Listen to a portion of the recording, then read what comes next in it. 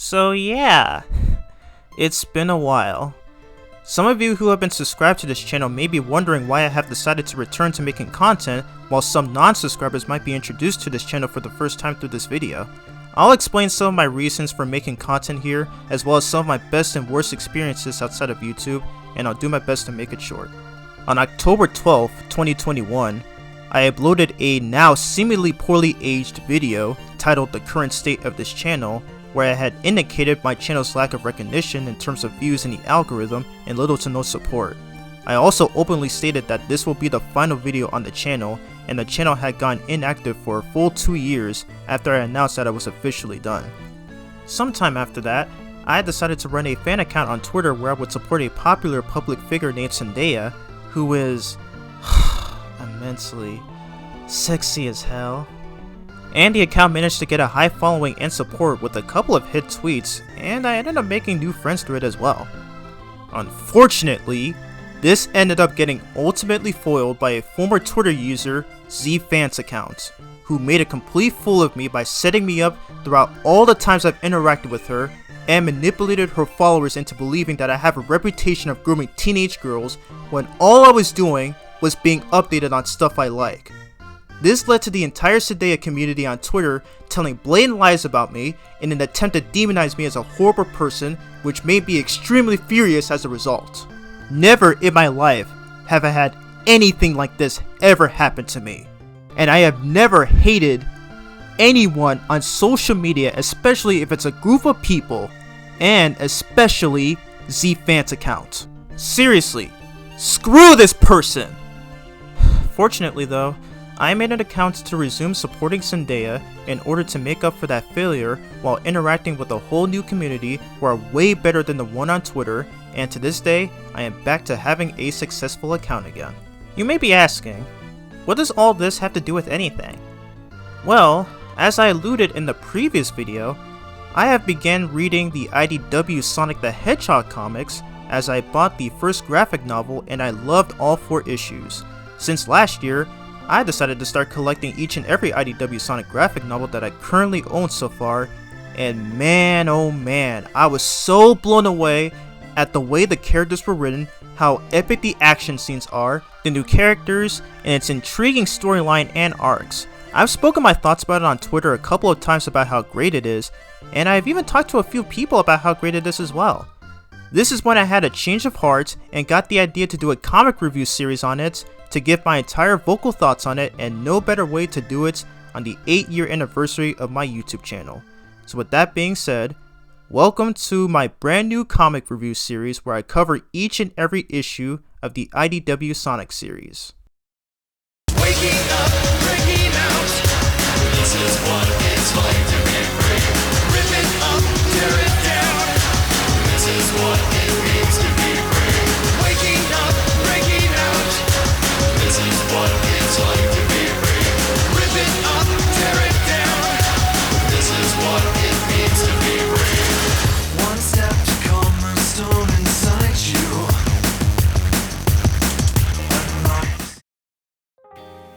On July 19th, 2017, the official Sonic Twitter account announced that Sega will be ending their partnership with Archie Comics, who had published the previous Sonic comic series.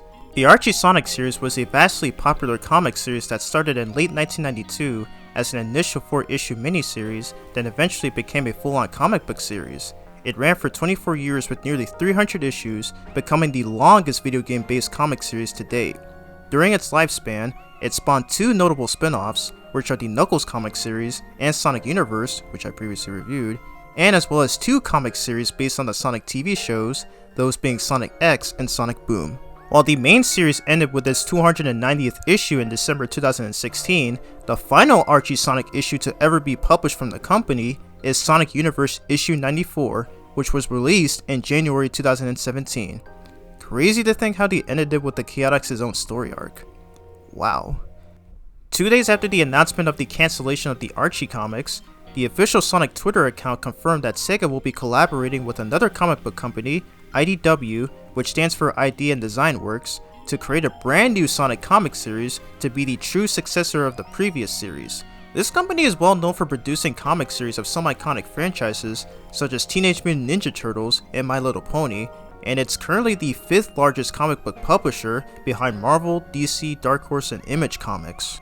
I wasn't aware of this company until I saw news from a couple of YouTube videos and other various sources.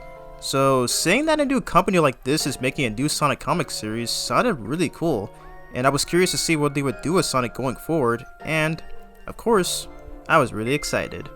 During the New York Comic Con in 2017, there were a few revelations about this new comic series through flyers, which promised new stories that would feature characters old and new, as well as the first few issues being scheduled to release in April 2018 as part of a 4-week-long event. It was confirmed that a former Archie Sonic writer, Ian Flynn, and a returning Archie Sonic artist, Tracy Yardley, will be taking part in this series as well. And finally, on April 4th, 2018, the first issue of IDW Sonic was released.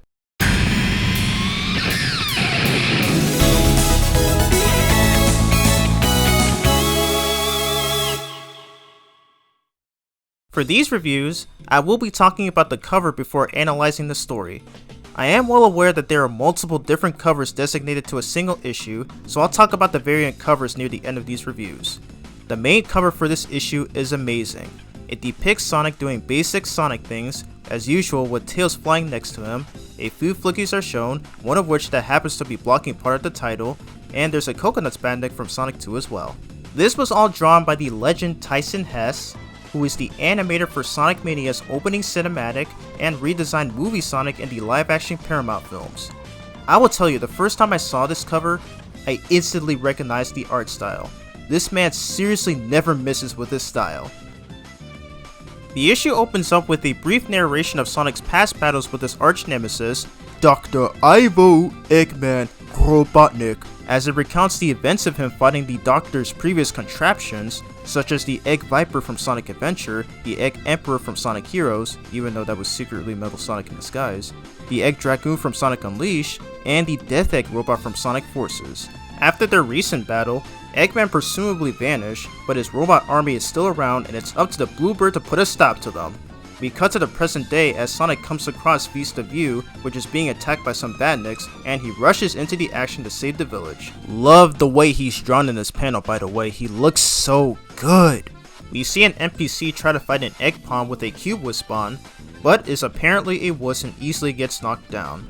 Thankfully, Sonic comes to the rescue just in time to take the robot out. He helps up the NPC and tells him to try swinging at the robots next time, as he knew somebody who had a better usage of it. Yeah, that's somebody. He quickly takes off to another area to find more residents to save, while telling the other NPCs that there are bots approaching from the north and need to help the other NPC he just saved. He then takes out a group of motobugs attacking the citizens, not before winking and striking a cool pose, and takes off again. Also, I don't know why, but this line is really relatable to me for some reason. Suddenly another badnik appears, which happens to be an Egg Hammer from Sonic Heroes. You know, the biggest and strongest enemy in that game that can easily be one-shotted with the light speed attack. Sonic manages to push it back a little with a spin attack, then taunts and baits it into attacking him until 3 more Egg Hammers show up. Thank goodness none of them are wearing a helmet. They all slam their hammers down on him, but luckily he dodges them by hiding under a manhole. The Egg Hammers chase the Hedgehog and are somehow able to keep up with them for some reason. Like, do they just happen to be running fast despite their size?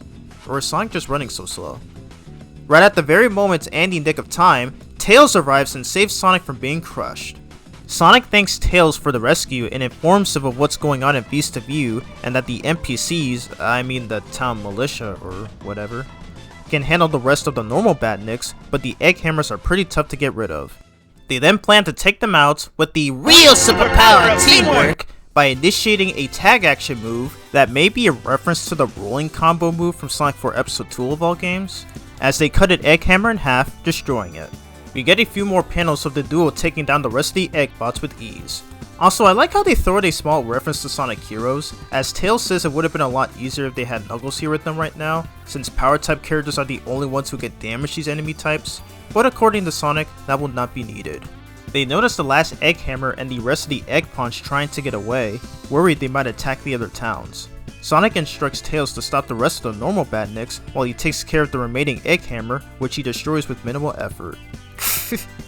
poor guy got stabbed with his own hammer. Sonic yells to Tails that the Badniks are almost out, but Tails, being sassy and casual about it, pulls the lever to close the gate and the Badniks crash into it. Thus they celebrate their victory, though briefly, as Tails has noticed something a little unusual about this attack, being somewhat coordinated. Sonic fails to realize what it is, and Tails explains why. After they beat Eggman and his forces, they broke control of the Eggman Empire over the world. The Badnik army remained, not as a unified threat, but seen more accidental as opposed to aggression. However, based on what they had just experienced today, it seems that something is making this whole army cohesive. This makes Sonic assume that Eggman may have returned and possibly be behind this, but Tails doesn't believe that that could be the case, considering that he makes sure the heroes knew he'd be back, usually through announcements or notes in some cases. But whatever the case may be, Sonic will keep sticking to his guns no matter what, claiming that he will smash each and every one he sees as he travels. Tails gets a little worried, afraid that something bad might happen to Sonic. The latter assures his friend that there's no need to worry about it and promises that he'll be just fine. He offers Tails to tag along, and Tails initially agrees to do so, but quickly realizes that this town is a mess and people are in despair. He decides to stay and help the locals rebuild their town. Sonic respects Tails' decision and says they will bash some robots together next time. Sonic then leaves Vista View to find more oncoming Badniks. Unbeknownst to him, a flapper appears watching him, equipped with a surveillance camera. We are revealed to a mysterious figure who is in one of Eggman's bases. Knowing that Sonic survived the first trial, he orders his troops to deploy a battalion to target the nearest town in order to bait the Hedgehog, while also making sure they are aware of Sonic's success to the Resistance, hoping to crush both him and Amy Rose in, quote-unquote, one strike. Who is this person supposed to be? Infinite? Zavok? Metal Sonic? Or perhaps a potential new villain? Who knows? Guess we'll have to keep reading some more to find out. And this concludes the first issue of IDW Sonic. I'm quite pleasantly surprised at how short this was, but then again, it is the first issue of the series, so it's fine. This issue's story though was off to a great start, and it's the perfect build up to the next 3 issues as well as the next arc moving forward. As it's been heavily evident throughout the issue, this series takes place after the events of Sonic Forces, which was the most recent main series Sonic title at the time. This also means that it takes place in the video game series continuity, hence the flashbacks that we see at the beginning of the issue, although originally it wasn't actually canon to the games, but as of November of last year, it was confirmed that they are indeed 100% canon to the games, which kind of raises a lot of questions, but I'll discuss more on that in a future video. They show another reason as to why this comic takes place after Forces, as we see a couple of NPCs, the militia members, that are clearly based on the species that the players can create for their avatar, as well as their weapons, which are called Wispons. I'm sorry, but I find that to be a very stupid name, in my opinion, and that makes about as much sense as the original name for Super Saiyan Blue, Super Saiyan God Super Saiyan. Now, to be perfectly frank, I'm not a fan of Sonic Forces. That game has a lot of issues, as most of the stages were way too short, classic Sonic sucks both gameplay wise and his pointless inclusion, and the story was especially a mixed bag. However, I will admit that it did have some good ideas, and one of them is the avatar mechanic, given that I love games that let you create your own OC to fight alongside the main characters. However, it wasn't enough to make the game appealing for me. I still hate the fact that giving your OC a name and interacting with the other OCs is not an option, considering that games like Dragon Ball Xenoverse 2 had that feature. Ugh, it's so dumb. Anyway, let's talk about the highlights of this story. If you're a longtime Sonic fan like myself, I think you can get the gist of all the callbacks here, as well as what's going on in this continuity. Sonic doing his usual shtick, as he's got a carefree spirit, a fearless superhero, and is always willing to help those who are in need of assistance or danger, in which this issue does a great job of displaying. This issue also introduces Tails, who is also well written in this issue, and thank freaking goodness, this carries on for the rest of the series. He doesn't cower in fear like a whiny scaredy cat, and actually fights for once. This was something that I also mentioned in my Sonic Universe issue 17 review, and like that issue and that entire Tails Adventure arc, IDW did not disappoint with this for pretty much the same reason. Longtime fans of the Sonic franchise like myself Know that Tails is the best friend and sidekick of Sonic since the early 90s, and like most other fictional duos, the relationship, dynamic, and chemistry is perfect, at least most of the time, barring a few exceptions. This also shows how worried Tails is for Sonic, thinking he might end up losing him if something bad were to happen to him, further revealing how much he means to him, and shows how much they've been friends to the point where they are brother figures to one another. Again, IDW definitely works wonders with this relationship, and I'm happy to see that this will continue to go on throughout the comics run. The action and fight scenes were really well done, though there were some minor inconsistencies with the art style. Like in this panel, it seems that they forgot to fully outline Sonic's right shoe and draw its lines on its bottom, but even so, I still enjoyed it. The best part about this is that they bring in the Egg Hammers from Sonic Heroes in this comic. These guys were essentially the toughest enemies to beat, as you needed your power type characters to defeat them, as they had an insane amount of HP, or alternatively you can just abuse the Team Blast meter glitch and then perform the move, or use the light speed attack to instantly dispose of them. And hilariously enough, this move can still insta-kill the heavy Egg Hammer. Yeah, the light speed attack is that overpowered. As I stated earlier, I love the reference to Sonic 4 Episode 2, where Sonic and Tails pull off a tag action move known as the Rolling Combo. As far as I'm aware, this is the only time they've ever used this move. It's a shame that they don't do it more often because I really love seeing it done in comic style. By the way, to those who refer to this move as 69, please stop. That joke wasn't funny before, and it's still not funny now. This issue was written by our GOAT, Ian Flynn, and he will continue to write future issues going forward. I enjoyed his work on the Archie comics, I love that he wrote 2 episodes of Sonic Boom, and I was especially happy to see that he was the writer for Sonic Frontiers. He did an outstanding job with this introductory story, the references to the games were neat, the characterization was great, the fight scene is cool, and the exposition near the end of the issue is compelling. Again, this story is a build up to the next few issues, and this comic gets even better from there. The art in this issue is fantastic. The pencils were done by Tracy Yardley, whose work I also loved in the Archie comics, and Jim Amash and Bob Smith being in charge of the inking, and Matt Herms in charge of the colors. And I will say this again, I love the way Sonic is drawn in this panel. He looks so dang good. Like, they were so proud of it that they decided to put it as the first page of the graphic novel. And I mean, can you blame them though? Considering most of these people came from modern Archie, the art style in this issue bears a strong resemblance to what you would see in that one. I'm not sure if this is what Yardley was trying to intend with this, but it's really cool to see the similarities. Since this is a new comic series, we have new lettering which is done by Corey Breen.